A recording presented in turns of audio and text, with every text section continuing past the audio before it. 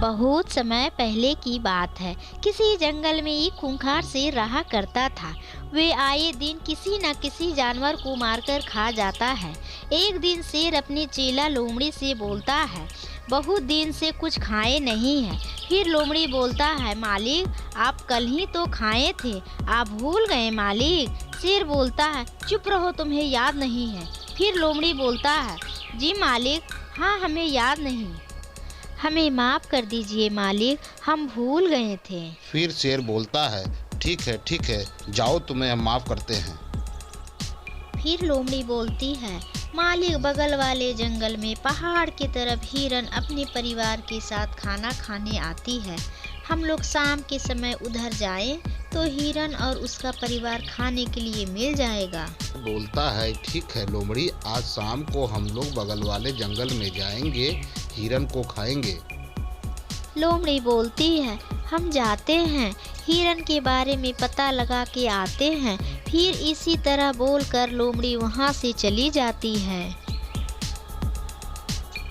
लोमड़ी आकर बोलती है, हाँ मालिक, आज बगल वाले जंगल में आएंगे।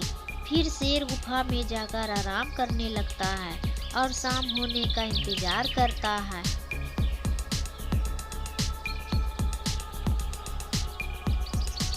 शाम होते ही शेर बगल वाले जंगल की गुफा के अंदर छिप जाता है।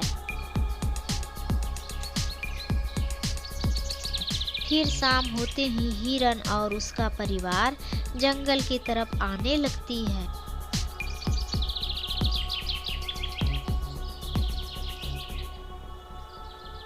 हिरन आगे बढ़ती ही रहती है तो देखती है कि शेर के पंजों का निशान जमीन पर लगा होता है। हिरन अपने परिवार से बोलती है, देखो ये तो शेर के पंजों का निशान है, हम लोग इधर नहीं जाएंगे। फिर हिरन रुक जाती है। फिर हिरन बोलती है अपने परिवार से, तुम लोग इस जगह पर रुको, हम अंदर से देख के आते हैं। फिर हिरन गुफा की ओर जाती है और छुप के देखती है। गुफा के अंदर शेर छुपा हुआ होता है।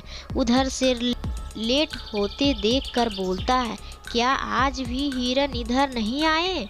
फिर शेर गुफा के आगे की ओर देखता है, हिरन खड़ा होता है।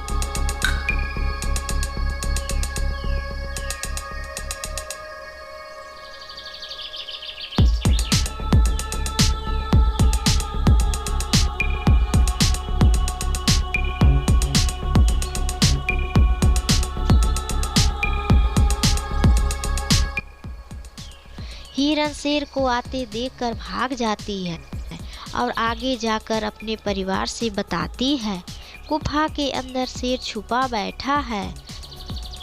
शेर को देखते ही वहां से भाग आए। फिर उसका परिवार बोलता है कि आज हम लोग गुफा की तरफ नहीं जाएंगे। फिर शेर उधर मायूस होकर खड़ा हो जाता है। उस जगह पर हिरन नहीं आता और शेर भूखा रह जाता है। फिर शेर लोमड़ी से बोलती है कि लोमड़ी, तुम्हारे चक्कर में हमें कल भूखा रहना पड़ा। लोमड़ी बोलती है, माफ़ करना मालिक, हिरन वहाँ रोज आते थे। फिर इसी तरह हिरन और उसका परिवार बच जाते हैं। इस कहानी से हमें ये सीख मिलती है कि अपने फायदे के लिए कभी दूसरे को नुकसान नहीं पहुंचाना चाहिए।